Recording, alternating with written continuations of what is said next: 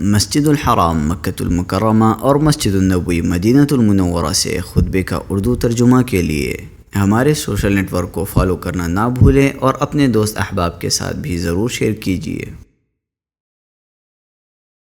خطبہ جمعہ مسجد النبوی، تاریخ 7 جمادی الثانی 1447 ہجری مطابق 28 نومبر 2025 عیسوی۔ موضوع صبر، مقام و افادیت۔ خطیب فضیلۃ الشیخ خالد المہنا حفظہ اللہ، ترجمہ ثناء اللہ صادق تیمی۔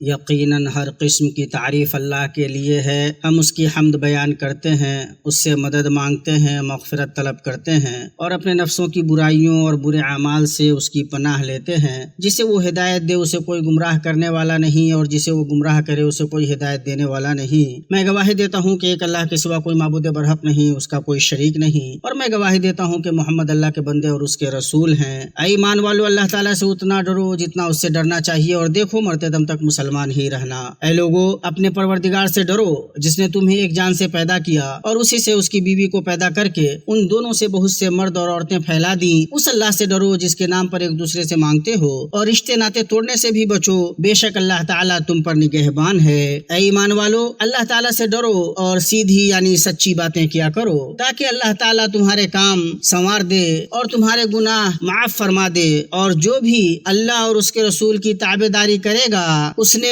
بڑی مراد پالی۔ اما بعد، اے اللہ کے بندو، اللہ تعالیٰ اپنی مخلوقات پر نہایت مہربان، بہت رحم کرنے والا ہے۔ اس کی رحمت کی شکلیں شمار میں نہیں آ سکتی، نہ ہی عقل ان کا ادراک کر سکتی ہے۔ اس نے اپنے بندوں کے ساتھ اپنی رحمت تب سے شروع کر دی جب وہ نطفہ تھے، یہاں تک کہ رحم میں ان کی شکلیں بن گئیں، اور یہاں تک کہ اللہ نے انہیں ان کی ماؤں کے شکم سے نکالا، پھر ان پر نو بنو نوازشیں اور عنایتیں کی، اور سلامتی کے گھر یعنی جنت تک لے جانے والی راہ کی انہیں ہدایت کی، پھر اس دنیا میں صراط مستقیم پر چلنے میں معاون چیزوں کی طرف رہنمائی کی کہ وہ اس سے بھٹکے نہیں، اور آخرت میں ان کے قدم جہنم میں نہ پھسلیں۔ اللہ کے بندو، شرفا کی خصلتوں میں سے ایک خصلت اور اسلام کے اخلاق میں سے ایک عظیم اخلاق جس کی طرف اللہ تعالیٰ نے بلایا ہے، جس سے رسول اللہ صلی اللہ علیہ وسلم آراستہ تھے، جس سے اولو العزم لیس ہوئے، اہل حزم و بردباری نے جسے پہنا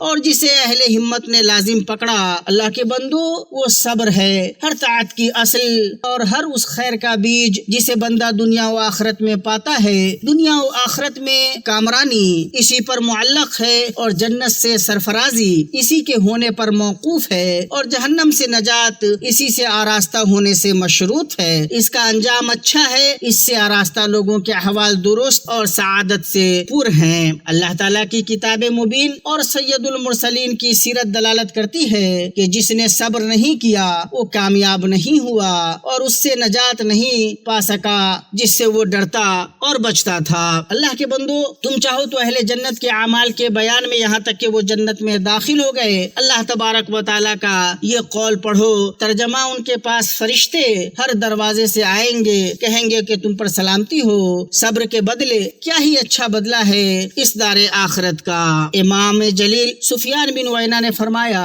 بندوں کو صبر سے بڑھ کر کوئی اچھی چیز نہیں دی گئی، اسی سے وہ جنت میں داخل ہوئے۔ مسلمانوں، اللہ تعالیٰ کی حکمت اور اس کے فطری و شرعی حکم کا تقاضا ہے کہ صبر کے بغیر کوئی بھلائی حاصل نہ ہو، اور اس کی معرفت کی طلب انسان کی فطرت میں ہے۔ اپنے رزق کی تلاش اور نقصان دہ چیزوں کو دور بھگانے میں اس کی کوشش اس پر گواہ ہے۔ میمون بن مہران کہتے ہیں، کسی کو بغیر صبر کے خیر میں سے کچھ بھی نہیں ملا، یہاں تک کہ نبی کو بھی نہیں، تو نبی سے کمتر کی بات ہی کیا ہے۔ اے اللہ کے بندو، پھر اس کا کیا جس نے اللہ اور یوم آخرت پر ایمان رکھا، اور اس پر جو اللہ نے اس میں اپنے اطاعت گزار بندوں کے لیے پائیدار نعمتیں تیار کر رکھی ہیں، جو اس پر صبر کرنے والے ہیں، جنہوں نے اپنے رب کی خوشنودی حاصل کرنے کے لیے صبر کیا۔ اللہ کے بندو، قرآن کریم نے ہمیں 100 کے قریب جگہوں پر سکھایا ہے کہ صبر اللہ کا حکم ہے، اور اور اس پر مدد اللہ کی طرف سے آتی ہے، جیسا کہ اللہ تبارک و تعالیٰ کا فرمان ہے۔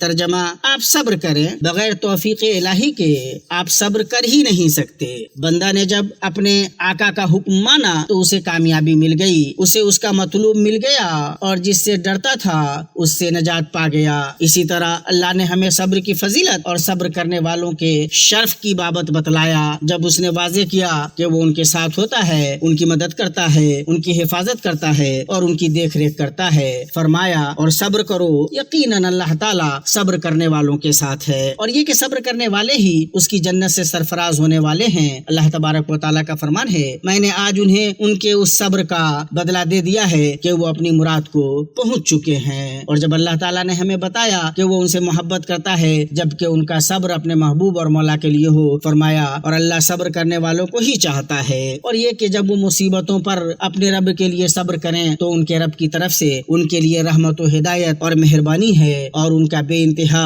اجر و ثواب ہے جو بندوں کے شمار و گمان سے پرے ہے، جیسا کہ اللہ تبارک و تعالیٰ کا فرمان ہے۔ ترجمہ: صبر کرنے والوں ہی کو ان کا پورا بے شمار اجر دیا جاتا ہے۔ امام جلیل عبداللہ ابن عون کہتے ہیں، ہر عمل کا ثواب معلوم ہے سوائے صبر کے، اور اللہ تبارک و تعالیٰ کا فرمان ہے، اور انہیں ان کے صبر کے بدلے جنت اور ریشمی لباس عطا فرمائے۔ امام ابن قیم رحم اللہ نے فرمایا، صبر میں جو مشقت اور نفس کو خواہشات سے روکنا ہے اس کا تقاضا ہوا کہ اس کے بدلے میں وہ وسعت اور ریشم کی نرمی ہو جو اس تنگی اور مشقت کے بالمقابل ہو۔ اور رسول اللہ صلی اللہ علیہ وسلم نے ہمیں بتلایا کہ اللہ کے قضاء و قدر میں سے بندے کو جو چیزیں تکلیف پہنچاتی ہیں اس پر صبر کرنے کا عوض بھلائی اور جنت ہے۔ آپ صلی اللہ علیہ وسلم نے فرمایا، مومن کا معاملہ عجیب ہے، اس کا ہر معاملہ اس کے لیے بھلائی ہے، اسے خوشی اور خوشحالی ملے تو شکر کرتا ہے اور یہ اس کے لیے اچھا ہوتا ہے، اور اگر اسے کوئی نقصان پہنچے تو صبر کرتا ہے، یہ بھی اس کے لیے اچھا ہوتا ہے۔ اور آپ صلی اللہ علیہ وسلم نے فرمایا، اللہ تبارک و تعالیٰ فرماتا ہے، جب میں اپنے بندے کو اس کی دو محبوب چیزوں سے آزماتا ہوں، یعنی جب اس کی بصارت چھین لیتا ہوں اور وہ صبر کرتا ہے تو میں ان دونوں کے بدلے اسے جنت دیتا ہوں۔ مسلمانوں، دنیا آزمائش، مصیبت اور فتنے کا گھر ہے، جو یہاں فروکش ہوا ہے اسے اس کی سختیوں سے ضرور آزمایا جائے گا، اور کوئی قلعہ نہیں جو بندے کو ان مصیبتوں سے محفوظ رکھے سوائے صبر کے قلعے کے۔ بندہ اسی کی پناہ میں جاتا ہے، اسی میں محفوظ ہوتا ہے، یوں نجات پاتا ہے، کامیاب ہوتا ہے اور کامرانی سے ہمکنار ہوتا ہے، اور سخت دن کی شدت میں اللہ نے صبر کرنے والوں کے لیے جس کمال اجر کا وعدہ کیا ہے اس سے تسلی حاصل کرتا ہے۔ اللہ کے بندو، صبر سے آراستہ شخص کو اللہ تعالیٰ نے قوت عطا کی ہے جو اس کے اپنی خواہشات کو مارنے، نفس کو دبانے، اسے اپنے تابع کرنے اور اس پر غلبہ پانے میں جلوہ گر ہوتی ہے، اور جب بندے کو وہ قوت حاصل ہو جاتی ہے تو اس کا نفس اسے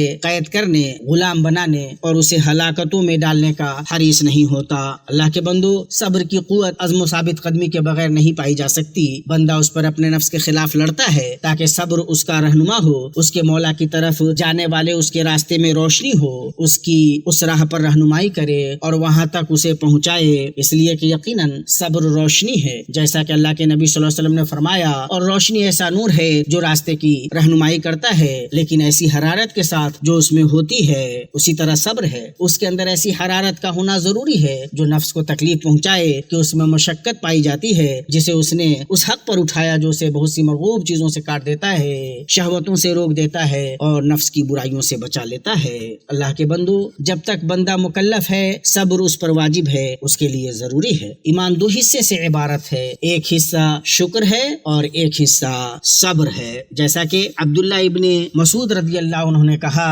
جو شکل و سیرت میں اللہ کے نبی صلی اللہ علیہ وسلم کے سب سے زیادہ مشابہ تھے اور دین کے دلائل ان کے قول کی تصدیق پر دلالت کرتے ہیں، اللہ کا تقوی، اس کی طاعت کے مطابق عمل اور حق کا اتباع جب شکر کی حقیقت ہے تو ایسے صبر کا ہونا ضروری ہے جو اس سے جڑے، اس سے منسلک ہو تاکہ شکر پورا ہو سکے۔ اسی لیے اللہ کی کتاب میں 4 آیتوں میں صبر و شکر ساتھ ساتھ آئے ہیں، اور اس میں کوئی تعجب کی بھی بات نہیں کہ اللہ تعالیٰ کی عبادت کرنا، ایمان کے واجبات، سنن اور آداب میں سے اس نے بندوں پر جو فرض کیا ہے اسے انجام دینا، معصیت سے روکا ہے اس سے رک جانا، یہ تمام کی تمام چیزیں صبر کے استعمال، اس سے آراستہ ہونے سے لازم پکڑنے اور نفس کو اس پر عادی بنانے پر ہی قائم ہیں۔ اللہ کے بندو، اس کی وجہ یہ ہے جیسا کہ اللہ تعالیٰ نے فرمایا آسمانوں کا، زمین کا اور جو کچھ ان کے درمیان ہے سب کا رب وہی ہے، تو اسی کی بندی کرو اور اس کی عبادت پر جم جاؤ۔ اور صبر کرنے والوں کے امام کا قول، جنت ناپسندیدہ چیزوں سے گھری ہوئی ہے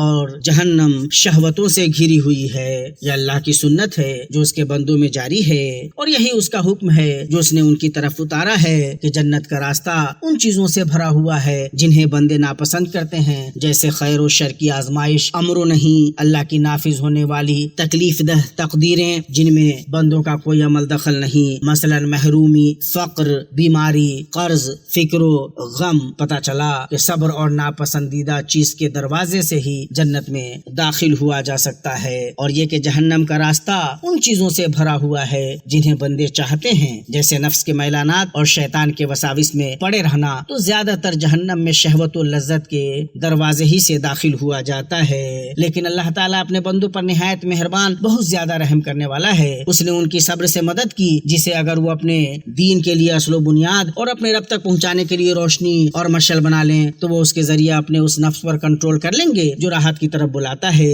لذت کی طرف بہت مائل ہوتا ہے، برائی کو بھلائی پر اور شر کو خیر پر ترجیح دیتا ہے، اور وہ اس صبر کے ذریعے اپنے دشمن پر فتح پالیں گے۔ اللہ تعالیٰ نے صبر کو تقویٰ کے ساتھ ایسا عظیم ڈھال بنایا ہے جس سے بندے دشمنوں کے مکر اور ان کی سازشوں سے بچتے ہیں، جیسا کہ اللہ تبارک و تعالیٰ کا فرمان ہے۔ ترجمہ: تم اگر صبر کرو اور پرہیزگاری کرو تو ان کا مکر تمہیں کچھ نقصان نہ دے گا۔ اللہ تعالیٰ نے صبر کو اہل ایمان کے لیے ایسا ہتھیار بنایا ہے جس سے وہ شیطان سے لڑتے ہیں جو حق سے روکتا ہے، باطل کو مزین کرتا ہے، معصیت سے بھٹکاتا ہے، برائی سے ورغلاتا ہے، فقر و فاقہ سے ڈراتا ہے، بے حیائی کا حکم دیتا ہے۔ اللہ کے بندے اللہ کے حقوق کی ادائیگی پر صبر کرتے ہیں اور اس کی طرف تیزی سے لپکتے ہیں، اپنی خواہشات کے خلاف صبر سے کام لیتے ہیں، چنانچہ اللہ کی حدوں پر رک جاتے ہیں، اللہ کی حرام کردہ چیزوں سے اپنے نفس کو روکتے ہیں، اللہ کی تقدیروں اور اس کے فیصلوں پر صبر کرتے ہیں، بنا بری جزا فضا سے کام نہیں لیتے اور نہ ان سے ان کے دل ناراض ہوتے ہیں۔ ان کا یہ ایمان رہتا ہے کہ تقدیریں اس نے بنائی ہے جس کی بادشاہت، خلقت اور فیصلہ ہے، اور وہ یہ امید رکھتے ہیں کہ اس پر صبر کرنے پر عظیم اجر و ثواب ملے گا۔ یہ سارا کا سارا کام وہ اللہ کے پاس موجود نعمت کی امید اور اللہ کے خوف سے کرتے ہیں، اللہ کی خوشنودی کو ترجیح دیتے ہوئے اور اللہ سے محبت میں کرتے ہیں، چنانچہ اپنے رب کے لیے صبر کرنے کا انہیں ثواب ملتا ہے، ان کے سیئات مٹائے جاتے ہیں اور ان کے درجات بلند کیے جاتے ہیں۔ اللہ مجھے اور آپ کو اپنی کتاب حکیم کے طریقے اور نبی کریم صلی اللہ علیہ وسلم کی سنت سے فائدہ پہنچائے۔ میں اپنی یہ بات کہتا ہوں اور اپنے لیے اور آپ کے لیے اللہ سے مغفرت طلب کرتا ہوں۔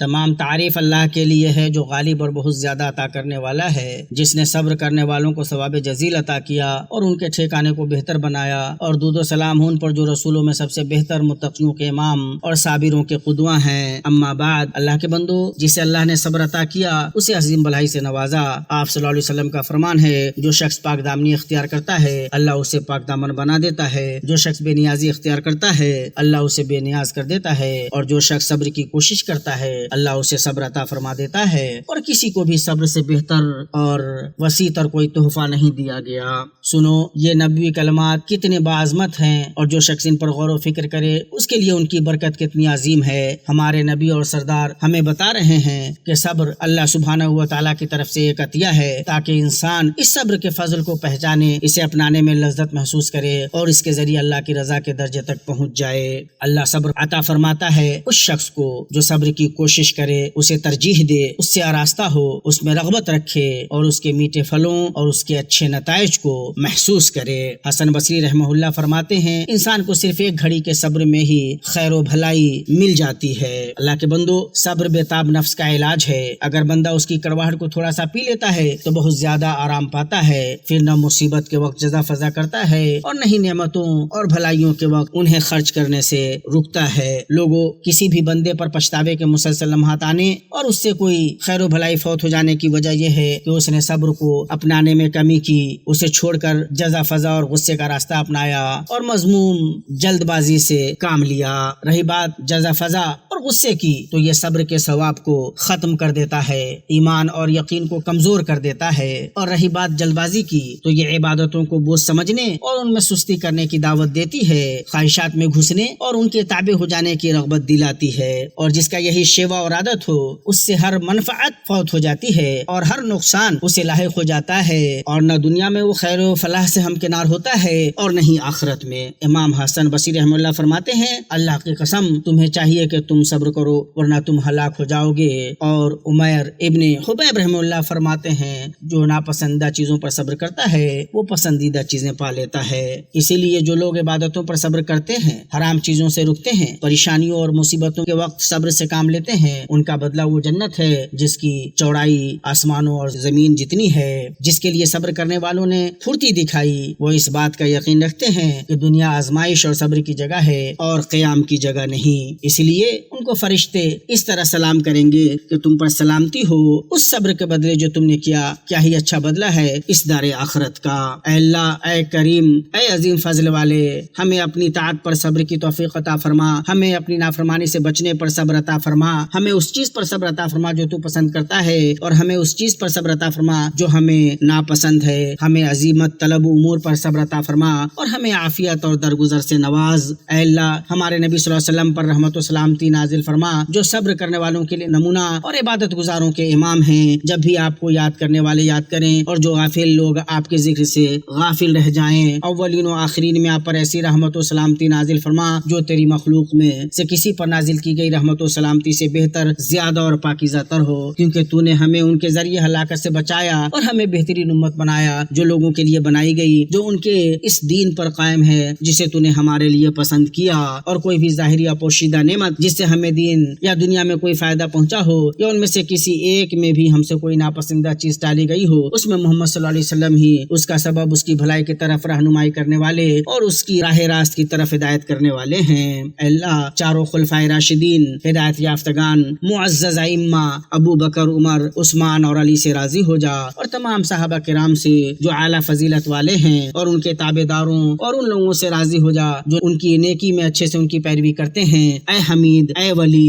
اے اللہ، اسلام اور مسلمانوں کو غلبہ عطا کر، شرک اور مشرکین کو ذلیل و خوار کر، اپنے دین کے دشمنوں کو تباہ و برباد کر اور اپنے مومن بندوں کی نصرت فرما۔ اے قوی، اے عزیز، اے اللہ، تو کمزور مسلمانوں کا حمایتی اور مددگار بن جا اور ان کے لیے اپنی جانب سے کارساز اور ناصر و مددگار مقرر فرما۔ اے اللہ، فلسطین میں انہیں ظالم صہیونیوں پر فتح عطا فرما، اور اے رب العالمین انہیں حق پر متحد کر دے۔ اے اللہ، ہمیں ہمارے وطنوں اور گھروں میں امن عطا فرما۔ اے اللہ، ہمارے پیشواؤں اور ہمارے حکمرانوں کو توفیق یاب کر۔ اے اللہ، ہمارے سربراہ اور ہمارے حاکم خادم حرمین شریفین کو ان چیزوں کی توفیق عطا فرما جو تجھے پسند ہوں اور جن سے تو راضی ہو، انہیں نیکی اور تقوی کی راہ پر گامزن رکھ۔ اے اللہ، انہیں اور ان کے ولی عہد کو ایسے کاموں کی توفیق عطا فرما جن میں بندوں کی بھلائی ہو اور